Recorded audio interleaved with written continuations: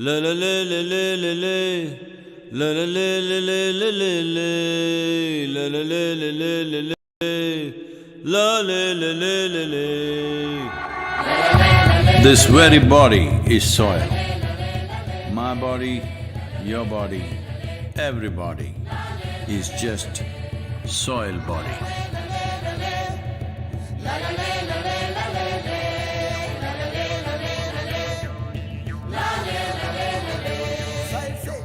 നമസ്കാരം. നമ്മളിപ്പോൾ ഉള്ളത് നെതർലാൻഡ്സിലാണ്. നെതർലാൻഡ്സിലെ ഡെൻഹാഗിലുള്ള ഗാന്ധി സെൻറ്ററിലാണ് നമ്മളിപ്പോൾ ഉള്ളത്. ഇവിടെ സദ്ഗുരു ജഗി വാസുദേവ് ഏത് നിമിഷവും എത്തിച്ചേരുന്നതാണ്. അദ്ദേഹത്തിൻ്റെ വേൾഡ് വൈഡ് 3.5 ബില്യൺ ആൾക്കാരിലേക്ക് മണ്ണിൻ്റെ സംരക്ഷണത്തിനെ പറ്റിയുള്ള അവബോധം എത്തിക്കാനുള്ള സേഫ് സോയിൽ മൂവ്മെൻറ്റ് അതിൻ്റെ പ്രചരണത്തിൻ്റെ ഭാഗമായിട്ടാണ് അദ്ദേഹം നെതർലാൻഡ്സ് എത്തിയിട്ടുള്ളത്. അതിന് മുന്നോടിയായിട്ടുള്ള പ്രസ് മീറ്റിലും ഇന്ത്യൻ കമ്മ്യൂണിറ്റിയുടെ ഗ്യാതറിങ്ങിലുമാണ് നമ്മളിപ്പോൾ ഇവിടെ ഉള്ളത്. ഏതാനും നിമിഷങ്ങളും അദ്ദേഹം ഇവിടെ എത്തിച്ചേരുകയാണ്. ഇപ്പോൾ ഇതിൻ്റെ പ്രിപ്പറേഷനിലേക്ക് നമുക്കൊന്ന് കടക്കാം. വളരെ വിപുലമായ പദ്ധതികളാണ് ഇഷ ഫൗണ്ടേഷൻ ഇവിടെ വിഭാവനം ചെയ്തിരിക്കുന്നത്. അദ്ദേഹം ഫെറിയിൽ വന്നിറങ്ങിയത് മുതൽ ഇന്ന് രാവിലെ 7 മണിക്ക് മോട്ടോർ ബൈക്കിൽ ഡെൻഹാഗ് സിറ്റിയിൽ റോഡ് ഷോ ഉണ്ടായിരുന്നു. അപ്പോൾ അതിനുശേഷം ഇവിടുത്തെ പ്രധാനപ്പെട്ട ചില പൊളിറ്റീഷ്യന്മാർ, ഇവിടുത്തെ പോളിസി മേക്കേഴ്സ് അവരെയൊക്കെ അദ്ദേഹം മീറ്റ് ചെയ്യുന്നതാണ്. നമുക്ക് അതിലെ വിശേഷങ്ങളിലേക്ക് കടക്കാം. രാവിലെ ഏകദേശം 8 മണിയോടുകൂടിയാണ് നെതർലാൻഡ്സിലേക്ക് UK നിന്നും ഫെറി വഴി സദ്ഗുരുവും അദ്ദേഹത്തിൻ്റെ വാഹന വ്യൂഹവും അദ്ദേഹത്തിൻ്റെ പ്രിയപ്പെട്ട BMW ബൈക്കും ഒക്കെ അടങ്ങുന്ന ഒരു സംഘം ഇവിടെ എത്തിച്ചേർന്നത്. നെതർലാൻഡ്സിലെ ഹുക്ക് വാൻ ഹോളണ്ടിലെത്തിയ സദ്ഗുരുവിനെ കാത്ത് ഏകദേശം രാവിലെ 6:30 മുതൽ നിരവധി ആളുകൾ വെയിറ്റ് ചെയ്യുന്നുണ്ടായിരുന്നു. പരമ്പരാഗതമായ ഡ്രസ്സുകൾ അണിഞ്ഞ് നിരവധി പ്ലക്കാർഡുകളും സേവ് സോയിലിനെ പറ്റിയുള്ള അവബോധങ്ങൾ അടങ്ങിയ ടീഷർട്ടുകൾ, ക്യാപ്പുകൾ, ബാനറുകൾ എന്നിവയൊക്കെ ധരിച്ചുകൊണ്ട് ഹോളണ്ടിൻ്റെ ചരിത്രപരമായ സംസ്കാരപരമായ ചിഹ്നങ്ങളും ഏന്തി റോഡിൻ്റെ ഇരുവശത്തും നിരവധി ആളുകളാണ് നെതർലാൻഡ്സിൽ സദ്ഗുരുവിനെ വരവേറ്റത്.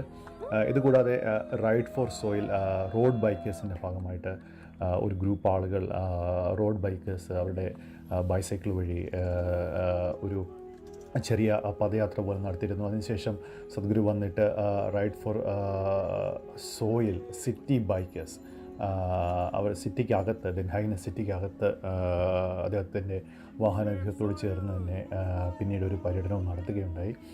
റോഡിൻ്റെ ഇരു വശങ്ങളിൽ നിന്നും സ്റ്റാൻഡ് ഫോർ സോയിൽ, അതായത് നമുക്ക് നിന്നുകൊണ്ട് തന്നെ അദ്ദേഹത്തെ കൈവീശി ഗ്രീറ്റിങ്സ് ചെയ്തുകൊണ്ട് നെതർലാൻഡ്സിൻ്റെ കൊടികളും സേവ് സോയിലിൻ്റെ ബാനറുകളൊക്കെയുമായി നിരവധി ആളുകളാണ് ഡെൻഹാഗ് സിറ്റിയിലും അദ്ദേഹത്തെ പിന്നീട് വരവേറ്റത്.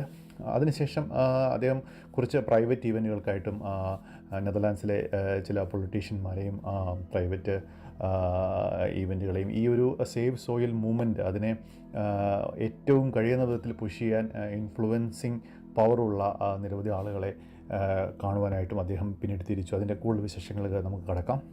അദ്ദേഹത്തിൻ്റെ ഈ തിരക്ക് പിടിച്ച ഈ ഷെഡ്യൂളിനിടയ്ക്കും നെതർലാൻഡ്സിലെ ഡെൻഹാഗിലുള്ള ഗാന്ധി സെൻറ്ററിൽ ഇന്ത്യൻ കമ്മ്യൂണിറ്റിക്ക് വേണ്ടിയിട്ട് ഒരു പ്രൈവറ്റ് ഗ്യാതറിങ്ങിനും അതുകൂടാതെ മാധ്യമപ്രവർത്തകരുള്ള ഒരു മീഡിയ ബ്രീഫിങ്ങിനും ഒക്കെ സദ്ഗുരു സമയം കണ്ടെത്തി എന്നുള്ളത് വലിയൊരു കാര്യമായി തന്നെ എടുത്തു പറയേണ്ടി വരും.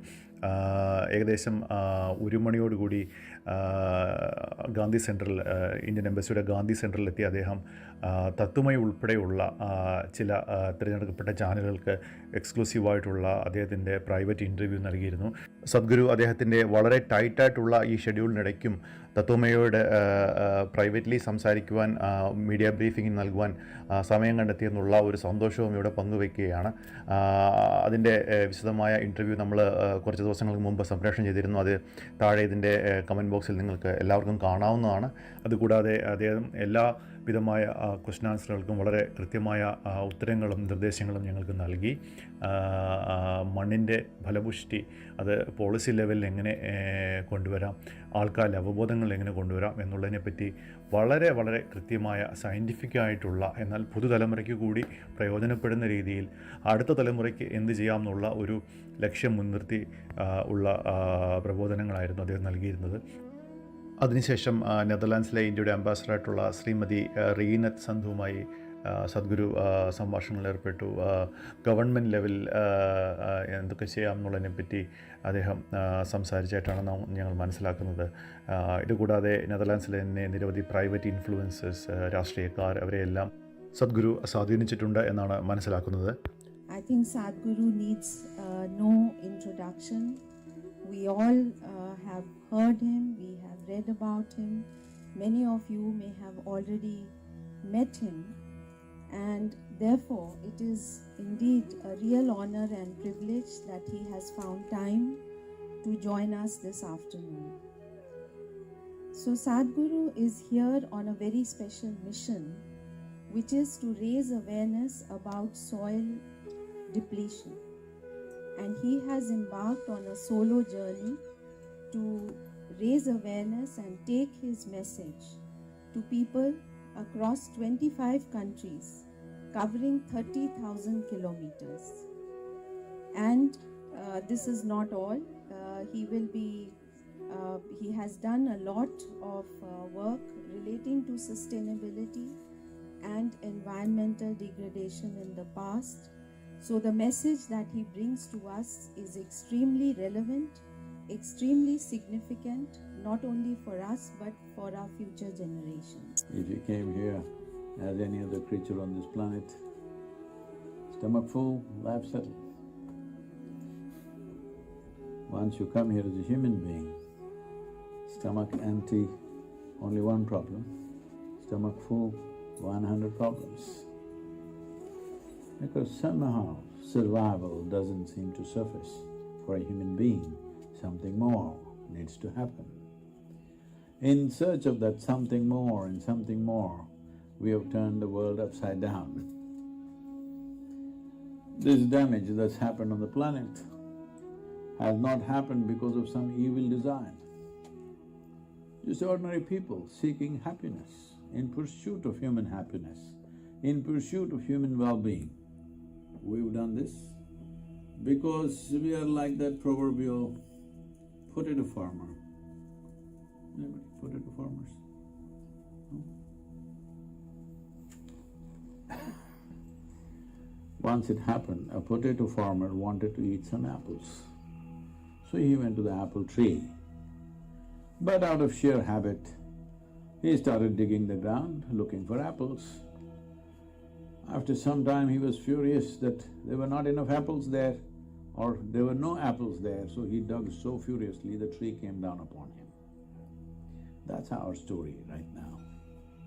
In pursuit of happiness, in pursuit of well-being, we are ripping the planet apart, hoping somewhere we will find it.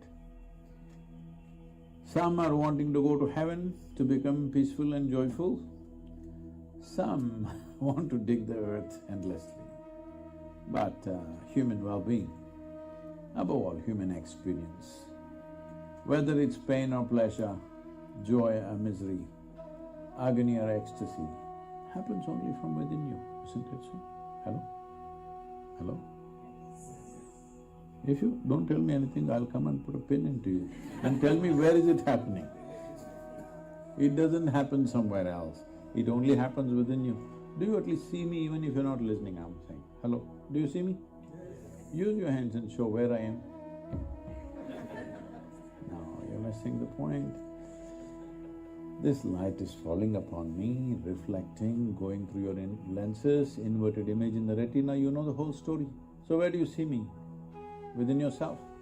Where do you hear me? Within yourself. Where have you seen the whole world? Within yourself. Anything that ever happened to you happened within you. But in search of pleasantness of experience and profoundness of experience, we are ripping the planet apart, thinking it's going to happen that way. This is a clear case of a potato farmer digging for apples. What happens within you, you're trying to squeeze it out of the planet or the world or the people around you, and it is endless amount of damage. As we become more and more capable with technologies, as we become more and more empowered with all kinds of new machines, our ability to cause damage is just multiplying. But after all this rip-off of the planet, Are human beings any more peaceful or any more joyful or any more anything? No, a whole lot of people say peace means they say divine peace. Joy means they say divine joy. Love means they say God is love. I just want to remind you, it's a secret. These are all things human beings are capable of, but some people have exported it to heaven. Hello? You're capable of being peaceful, you're capable of being joyful, you're capable of being loving when you're willing, yes or no? All of you have experienced one moment of peace, joy, ecstasy, blissfulness, at least one moment? So you're capable. The problem is only sustainability. You're not able to be like that for 24 hours of the day. That's the only issue, right? So for this, we're doing all the damage we're doing. I want you to understand, because the moment you say anything ecological or environmental, whom should we punch in the face? Come on, tell me, who is it? All of us. Some more, some less, but every one of us are consumed, isn't it? So this is a movement, Save Soil movement, is about making people understand it doesn't matter what nation you identify with, it doesn't matter what religious beliefs you have, doesn't matter what political philosophies you believe in, doesn't matter what race or caste or creed or gender you are, we all come from soil, live off soil. When we die, at least we go back to soil. The choice is only that if we get it now, that we are… the very body that we carry is soil, if we get it now, we can do something very important in the next few years. Or if you are determined to get it only after you're buried, then also you're still useful, but we can't turn it around. Why I'm saying we can't turn it around is, the loss of the biodiversity in the world is happening at a pace where UNFAO says on an average 27,000 species of organisms are going extinct per year. At this pace if we go, in about 30 to 40 years' time, we'll reach a place, if we want to regenerate the soil, it will take 150 to 200 years. You know what kind of disaster that is. But if we attempt now, in another 10 to 15 years' time, we can turn this around. This is why, as a generation of people, this becomes very, very important that we act now. Do we want to be that generation which turned humanity away from the brink of a disaster? Or do we want to be that generation which slept through and fell over? Is sleep a crime? Hello? Is sleeping a crime? Hello? If some police catch you and ask, did you commit this crime? You'll say, no, I was sleeping. Sleep is not a crime, isn't it? But if you sleep through your life will be a disaster. It's time to wake up, because this is not a joke anymore, because by 2045 we will be producing 40% less food than what we are producing right now. That is an established fact. In the last 20 years, the increase of desertification on the planet is about 10% of the planet. 10% of the land area has turned to desert in the last 25 years. If you don't understand what I'm saying, just look up the Google Maps. You will see how the desert is spreading across the world. So, oh, how can desert come here? Well, do you think Saudi Arabia is a desert? Hello? It is. About 8 to 10,000 years ago, Saudi Arabia was a rainforest. Now it's a desert. The Thar Desert in India was a very fertile, deciduous forest. Just now it is desert. So desert happens, it is not always there, and we can cause it and make it happen much faster, and that's what we're doing right now. So enhancing soil organic content to at least 3 to 6% will keep the soil alive.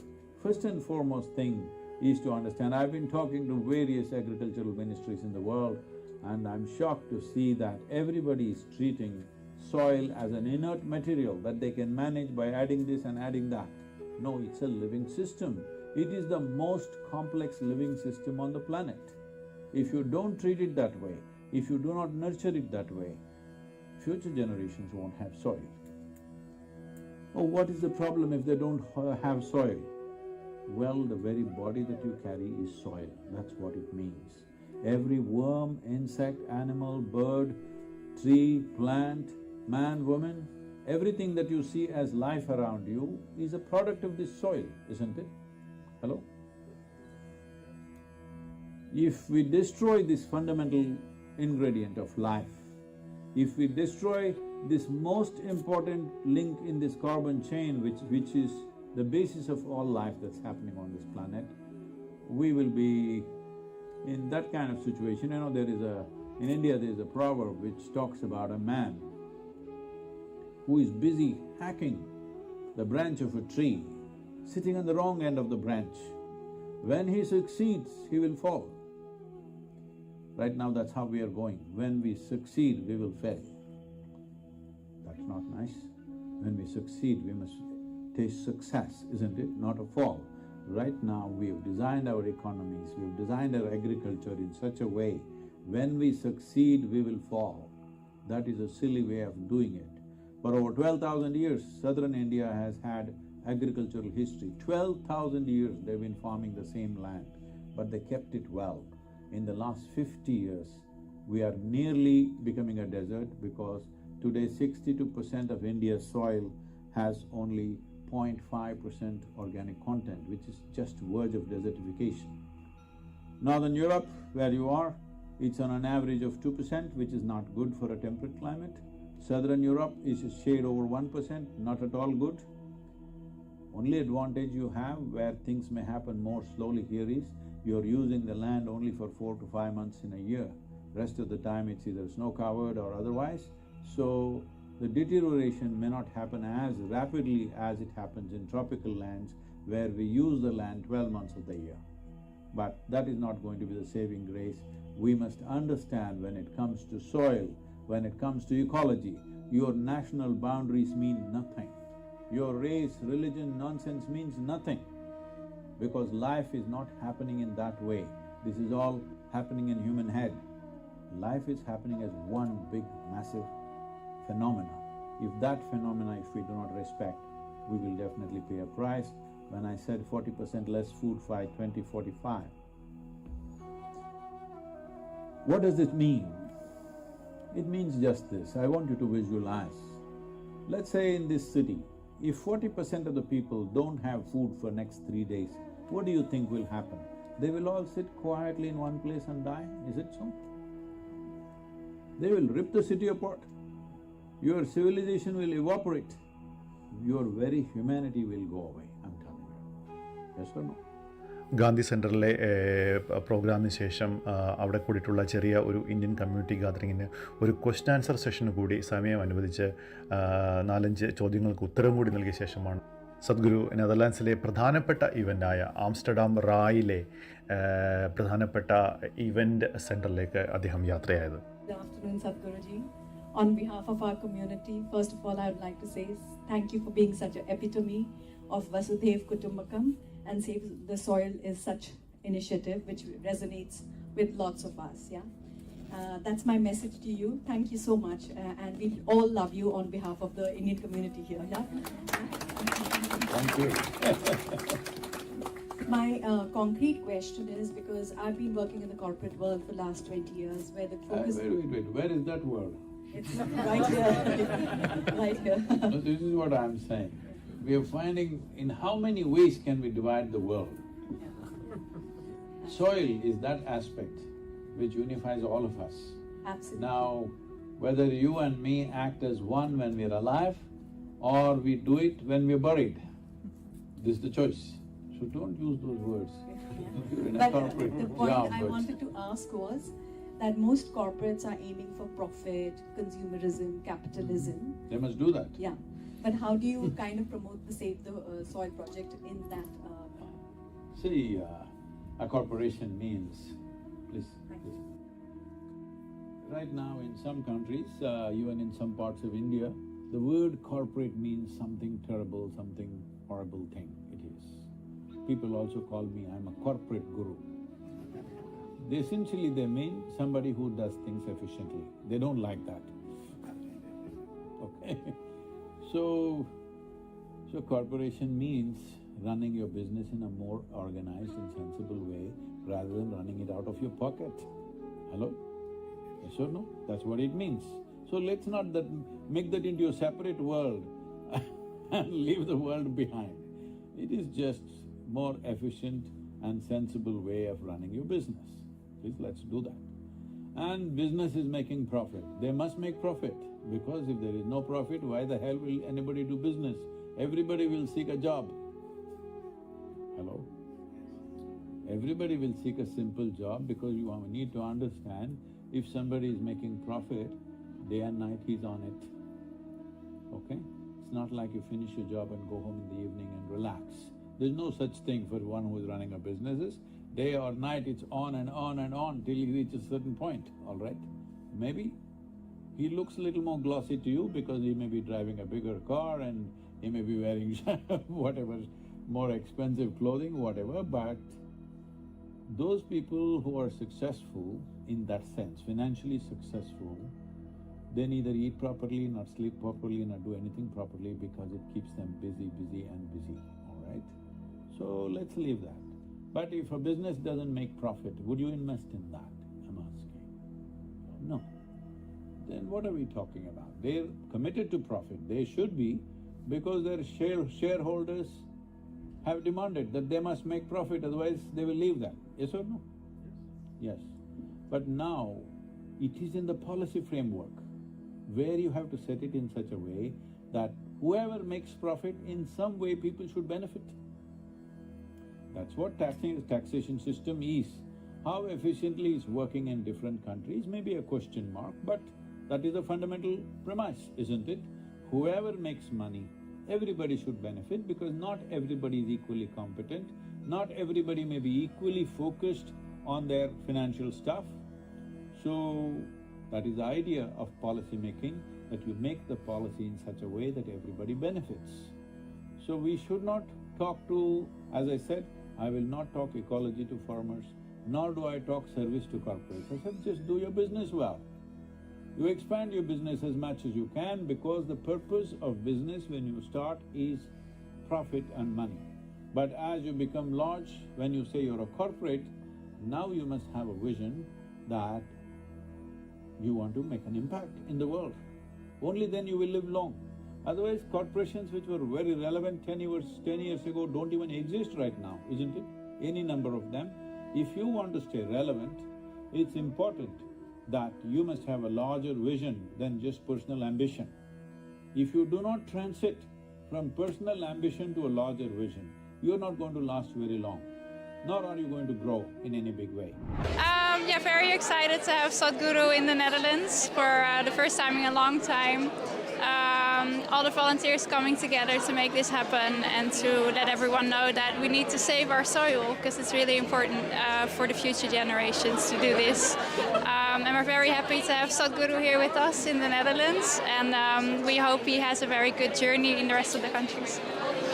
This is BTR Naidu from Netherlands, and I'm so excited to be here.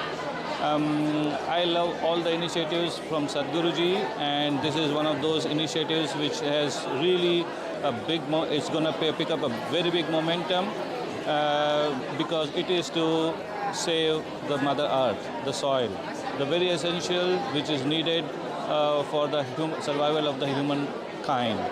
So they see a lot of enthusiasm among the people.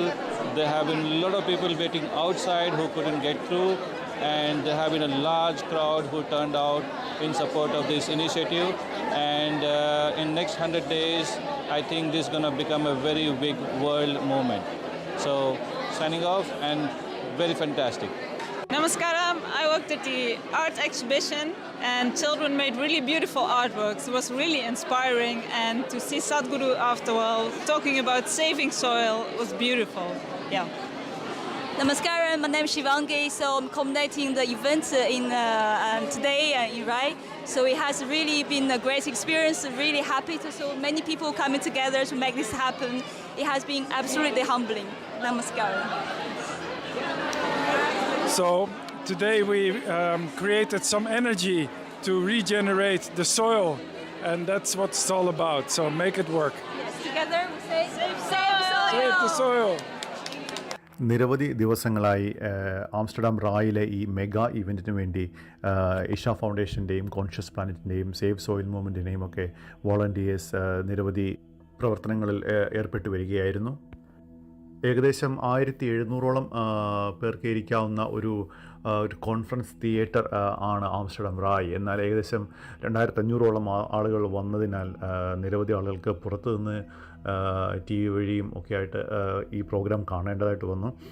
Amsterdam റായിലെ ഇവൻറ്റിനെ കുറിച്ച് പറയുകയാണെങ്കിൽ നൃത്തം, സംഗീതം, നിരവധി എക്സിബിഷനുകൾ, കുട്ടികളുടെ ബൂത്തുകൾ, കലാകായിക വിരുന്നുകൾ, മണ്ണിനെ സംരക്ഷിക്കേണ്ടതിനെ പറ്റിയുള്ള നിരവധി സെമിനാറുകൾ, അത് സെൽഫി എടുക്കാനുള്ള ഫ്രെയിമുകൾ, മണ്ണിനെ പറ്റിയുള്ള അവബോധം, അങ്ങനെ നിരവധി ക്രിയേറ്റീവായിട്ടുള്ള പല മേഖലകൾ ഉൾപ്പെട്ട പല കലാ സാംസ്കാരിക രംഗങ്ങളിൽ നിന്നുള്ള ആളുകളുടെ അവരുടെ കോൺട്രിബ്യൂഷൻസ് ഉൾപ്പെടുത്തിയിട്ടുള്ള ഒരു എക്സിബിഷൻ മേള തന്നെയായിരുന്നു ഈ ആംസ്റ്റർഡാം റായ് തിയേറ്ററിൻ്റെ ചുറ്റുമുള്ള ആ വശങ്ങൾ. നടിയും ഗായികയുമായ കേരിസ് വൻ ഹൗട്ടൻ, നമുക്കറിയാം ഗെയിംസ് ഓഫ് ത്രോൺസ് പോലെയുള്ള സീരീസിൽ പ്രസിദ്ധയായ കേരിസ് വൻ ഹൗട്ടൻ ആയിരുന്നു സദ്ഗുരുവിനെ സ്റ്റേജിൽ ഇൻ്റർവ്യൂ ചെയ്തത്. നിരവധി ഉത്ബോധനങ്ങൾക്കപ്പുറം ചില ക്വസ്റ്റ്യൻസിന് ആൻസറുകൾ നൽകുവാനും അദ്ദേഹം സമയം കണ്ടെത്തി. ഇതുകൂടാതെ സംഗീത നിശയും ഡാൻസും ഉൾപ്പെടെയുള്ള സേവ് സോയിൽ മൂവ്മെൻറ്റിനെ ഒരു ലോകത്തിലെ ഒരുപക്ഷെ ഏറ്റവും വലിയ വോളണ്ടറി ഓർഗനൈസേഷൻ ആക്കി മാറ്റുന്ന രീതിയിലുള്ള ഒരു പ്രവർത്തനങ്ങളാണ് പൊതുവിൽ നമുക്ക് കാണാൻ കഴിഞ്ഞത്. അതിൻ്റെ കുറച്ച് വിശേഷങ്ങളിലേക്ക് നമുക്ക് കടക്കാം.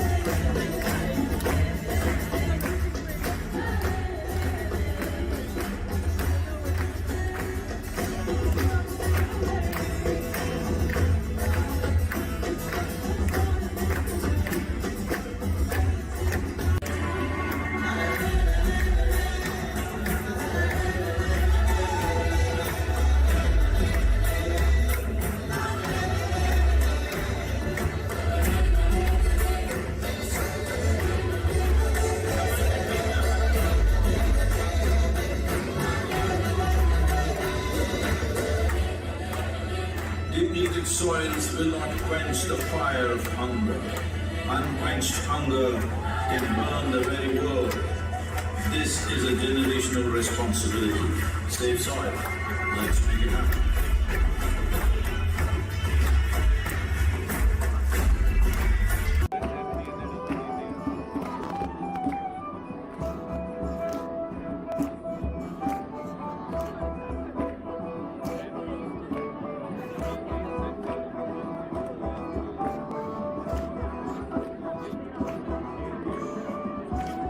ഒരു ദിവസം നീണ്ടുനിന്ന വളരെ വളരെ വിപുലമായ വളരെ ചാർജിംഗ് ആയിട്ടുള്ള ഒരു ദിവസമാണ് സദ്ഗുരുവിനൊപ്പം ഇവിടെ കടന്നുപോയത്. യൂറോപ്പിലെ തന്നെ യാത്രയുടെ ഭാഗമായിട്ടുള്ള രണ്ടാമത്തെ ദിവസത്തെ യാത്രയായിരുന്നു നെതർലാൻഡ്സ് ഉണ്ടായിരുന്നത്. ഇന്നലെ UK-യിലായിരുന്നു. ഇവിടെ നിന്ന് സദ്ഗുരു ബെൽജിയത്തിലേക്ക് പോവുകയാണ്. സേവ് സോയിൽ മൂവ്മെന്റ് ഒരു വളരെ അതിശയിപ്പിക്കുന്ന 3.5 ബില്യൺ ആൾക്കാരിലേക്ക് അവയർനെസ് എത്തിക്കുന്ന, ഗവൺമെന്റ് ലെവൽ പോളിസി മേക്കിംഗ് ഒക്കെ നടത്താൻ പോകുന്ന ഒരു വലിയ മൂവ്മെന്റ് ആയിട്ടാണ് പോകുന്നത്. അതിന്റെ എല്ലാ പ്രതിഫലനങ്ങളും നമുക്കിവിടെ കാണാനുണ്ട്.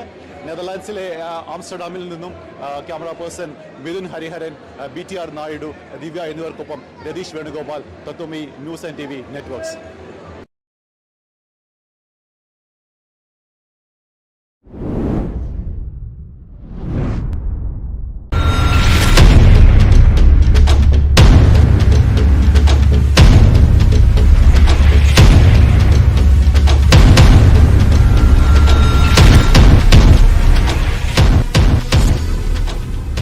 Prime Minister and the Environment Minister and the Agriculture Minister, we've met all of them and they are very committed in this direction.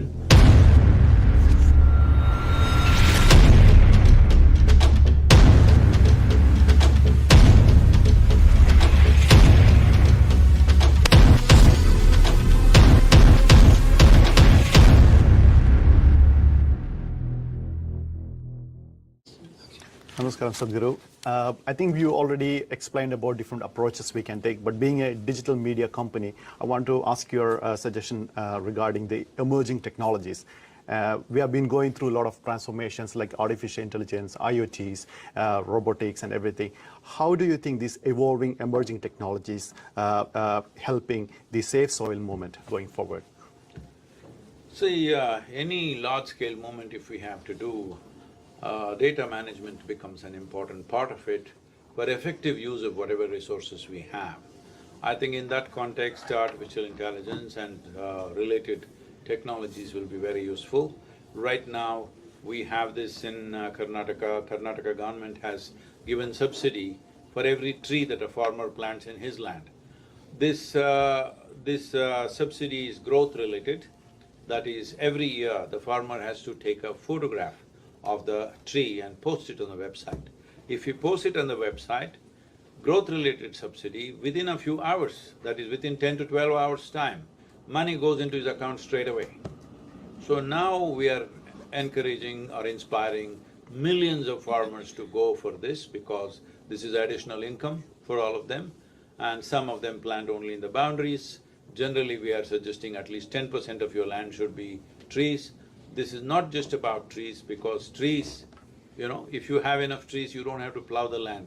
The roots will do all the plowing and oxygenation process, and it gives you all the organic content you need, because the organic content can only come from the green litter from the vegetation and animal waste. Animals have gone out because machines have come into the picture, and trees have gone out because many people thought it will eat up all the fertilizer and stuff like that. You today, if you fly from Delhi to Chennai and look out the window continuously, you will see you're flying over a brown desert. 62% of India's land. The organic content is below 0.5%. That is on the verge of being a desert. Minimum organic content to call soil as soil is 3%. 3 to 6% is a reasonably healthy soil. But if you raise this organic content to 8 to 10%, then your irrigation requirements will come down to 30% of what it is right now. Because nearly 2 billion plus people are water stressed, but 84% of India's water is being used for agriculture because of the way the soil is. How much ever water you put, it just doesn't stay there. If the organic content was rich, it would stay and the irrigation requirements would come down. If you raise the organic content to 12 to 15%, your irrigation requirement will come to 10 to 15%. That means if you are right now needing 100 liters, with 15 liters you can grow the same crop. If the organic content was very rich in the soil, that is 12 to 15%. Getting to 12 to 15%, the whole nation may take some time, but a minimum of 3 to 6% is a must. That's what we are looking for in the policy of every nation. Many nations 100% agree with this. Now, how much incentive can they invest? how they can push their farmers, to what extent they will have to financially push it, or what extent other types of incentives can be given. This is something for nations to work out in their policy matters. It's not for us to tell any nation how to frame the policy, but in what direction they should go. For this, we have prepared soil documents based on the latitudinal position, soil types which exist there, economic conditions of a given nation and agricultural traditions. Why agricultural traditions is, you may have all the science that you want, but you cannot change the agricultural traditions overnight. You have to respect and work with that. For all this, data is very important, and how we use the data effectively is important. But this definitely technology can make a huge difference. As I said, just a picture will get the money into his bank within hours. That is an encouragement, you know. Absolutely. Wow. The soil in the world has reached a certain point where if we ignore it any further, we will be inviting a serious disaster upon ourselves. I've been working on this for over 25 years now in various projects, manifesting things, but what I saw was, if we do it as projects, if we do it even as a whole state or river basins, or even if we do a whole nation, it's not a solution. It needs a global response. When it comes to soil and ecology, our national boundaries, regional boundaries, our differences of race, religion, caste, creed, gender, nothing matters, because when it comes to soil, it's a unifying force and it needs to be dealt as such. So as a part of this Save Soil movement, what is wrong with our soil? One thing that we need to understand is, we've been treating soil like it's an inert material and we can add and discount something and make it work. This has been the fundamental mistake. Soil is one of the most complex, not one of the, is the most complex living system on the planet. Trillions of organisms, thousands and thousands, hundreds and thousands of species of organisms which make that system function. While people are looking at it as something, a subject, it's not a subject, it is a source of who we are. Whether life is in the form of worms or insects or birds or animals or plants and trees or human beings, everything comes from soil and everything sustains upon soil and everything goes back to soil. But somehow in the last, I would say 50 to 100 years, we have treated this soil so badly because we are looking at things like keyhole and thinking we can fix this, we can fix that. It is one big organism that functions and communicates and acts in a ways that we have still not figured out logically exactly how. But now we definitely know, we've always known in the yogic systems and traditional agriculture, but now even modern science clearly knows this is the most complex living system. If you don't treat it as such, we are heading for a very serious situation. I can go on throwing various horrible facts at you, but instead of that, the simplest thing is this, because human beings are moved from their own instincts of survival rather than care for life around them, unfortunately. So every responsible scientist is clearly saying that by 2045, we'll be producing 40% less food and our populations will be over 9 billion. That's not a world you want to live in. That's not a world where you want to leave your children and go, because 40% less food, let's say imagine this city, if 40% of the people don't have food to eat, let's say tomorrow, whatever civilizations we have will evaporate in 3 days' time. It'll become a totally uncivilized place.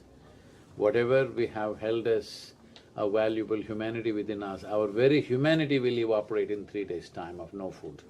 That's where it'll go. Before photosynthesis started, according to scientists, probably 1 billion years ago, the oxygen level in our atmosphere was just a shade over 1%. Today it's 21%. That's mainly because of photosynthesis. I'm asking 500 years ago or 1000 years ago, how much photosynthesis was happening on this planet? How much is happening right now? What is the reduction? What do you think is the percentage of reduction? How much has it gone down from, let's say, 1000 years to now? What do you think it would be? Make a guess, it's okay. 60s. 45%? 85%. Wow, that's a lot. 85% in reduction of photosynthesis. This is slow death for all life on this planet. When will it happen? Will it happen to us? Will it happen to our children? Will it happen to the next generation? That's the only thing. The real thing is we have worked ourselves to a suicide. This can be reversed. Right now if we act, it can be reversed. In what form it comes is not the matter. The ground or the soil must be covered with something green. It can be our own crops that we use, cover crops, bushes, trees, whatever. It must be covered with greenery. This is very, very vital. Without this we cannot revive. Of course, there are many other technologies where we can do better application and hasten the process, but if you do something as simple as cover crops for all the lands, that no land is left empty, always there is a cover crop. With the right kind of incentives, farmers will definitely do it. So policies have to be formed that minimum 3 to 6% organic content should be there. If you own land, you must have that much organic content. It's just like in the city, if you have land, if you have, let's say, 10,000 square feet of land, how much you can build is determined by the state, not by you, isn't it? If you build more, they will come and demolish it. But if you have 100 acres of land, you can plow every inch of it, turn it into a desert in 10–15 years' time. There is no law even to ask you, why did you do this? So we need laws, initially with incentives, with nudges. Well, as things get worse, maybe it has to become mandatory and punitive also. But I hope we don't go there. I feel with incentives we can work this out in the next 10–15 years' time. And that's what the Save Soil is about. This is not against any aspect, any particular lobby. This is not about this industry, that industry. I feel all of us together have brought this planet to this place, and it takes all of us to turn this around. Nobody should be left out. This is not a fight. This is a commitment, this is a responsibility, an expression of our responsibility. And I think as a generation of people, we have to do it, because either we can be that generation which turned back from the brink of a disaster, or we can be that generation which allowed it to happen and fell over. In India, we changed the river policy or the recommendation policy for how to manage tropical rivers in India. So, this document, which is 760 pages, what we wrote when we handed it over to the Prime Minister, within 3.5 months, this became the recommended policy after it went through the scientific hoops and the administrative hoops what it has to. 6 states have been going at it a little proactively, but all that largely has been abandoned except in 1 or 2 states during the corona season, that these 2 years it's been a little bit of a hold-up. But others have not done much, they're waiting for something really… we need a disaster to propel us we are there, but fortunately, as we started manifesting this Rally for Rivers policy in the Kaveri Basin as a physical project. So it is 83,000 square kilometers and 5.2 million farmers live and work here. So looking at the success of the project, UNCCD and a few UN agencies have joined us as our partners, and they see this as a proper solution for the tropical world. And looking at the success of Kaveri calling, now central government of India made detailed project reports for 13 river basins, and that was going on for some time now, the detailed project report. Now you must have seen in the news last 4 days, I think 4 days ago, they announced 19,000 crores for these projects. So that is $2.5 billion approximately for these rivers. These 13 rivers account for 67% of India's agricultural land. If we really make this happen in the next 8 to 12 years' time, In many ways, India's food security is taken care of if this 67% of the land is taken care of. I think right now, both the Prime Minister and the Environment Minister and the Agriculture Minister, we've met all of them and they are very committed in this direction. Well, budgets are there, but 2.5 billion is not a small amount for India. It's a good, very good start in the first year. I'm sure it'll multiply, and many other private players also can play a role in this in many ways to see how to enhance river basins, because that's how a tropical nation functions, based on river basins. See, right now this movement is focused on policy, because right now somebody is asking you, what can I do? So if I tell them you can fix your garden, you'll roll up your sleeves and start working in your garden. That's very cute of you. I'm not saying it's useless, it's nice, but it's not a solution. Let's say you have 100 acres of land, you fixed that and made it very rich. Wonderful, but still not a solution. Solution is only when it's enshrined in the policy. Because today you may manage your land very well, the next generation may rip it apart. That's what we have done, right? When we say in 50 years this damage has happened, earlier it was good and in 50 years we've damaged it, the same can happen once again. So it's very important that it has to be enshrined in the policy. So when I say it has to be enshrined in the policy, people must understand this, though, it has become the pastime everywhere in the world, maybe not so much in this part of the world. Everybody is a political commentator, giving commentary on everybody else. Let's keep that aside. Our political ideologies, our identities, our race, our religion, our caste, creed, even nationality, keep it aside. This one thing, it needs you as a human being, as a citizen, to express yourself. If policy change has to happen, people have to say, we want this. They have never said that. And they're saying, okay, what can I do, what can I do? You are in a democratic condition, in a country. One thing is a vote. I will not enter that place, that is your private, it's a secret ballot, it's for you to vote whoever you want. But whoever you vote, it is important you tell them soil and ecology are an important aspect. As a part of this, we are writing to 730 political parties across the world, because we want to make sure that they include soil and soil ecology as a part of their political manifestos. It has to come there. For this to happen, we want 60% of the world's population to say yes to Save Soil movement. So they don't have to support me, they don't have to run behind me, no. For next 100 days, they must talk about soil. If everybody talks about soil, soil becomes the narrative, no government, no political party will ever ignore it, because in a democracy, numbers are the only real currency. So that's what they should do right now. Stand up and raise their voice and say it, not in anger, this is not a fight, this is not an agitation, this is not a protest. This is an opportunity for every human being to stand up and express their responsibility as a responsible citizen of this world. If I may add, the relevance for today is a World Water Day. Do you have, because it's tightly interdependent, right? Water, depleted soil cannot absorb water. Well, Sadhguruji, what is your envision for this connection? How do we take it for As I told you, see, one important thing is, how much water you had 1,000 years ago, today how much water you have on the planet, it's not even changed by a drop. Do you think the water went away to Moon or Mars? No, it's there. No, it's here only. It may not be in a place where you want it, that's the only problem, right? Yeah. It may be somewhere else, but it's somewhere here in the atmosphere, isn't it? So to get it to the right place, one most important thing is soil must be alive, living, solidly reverberating.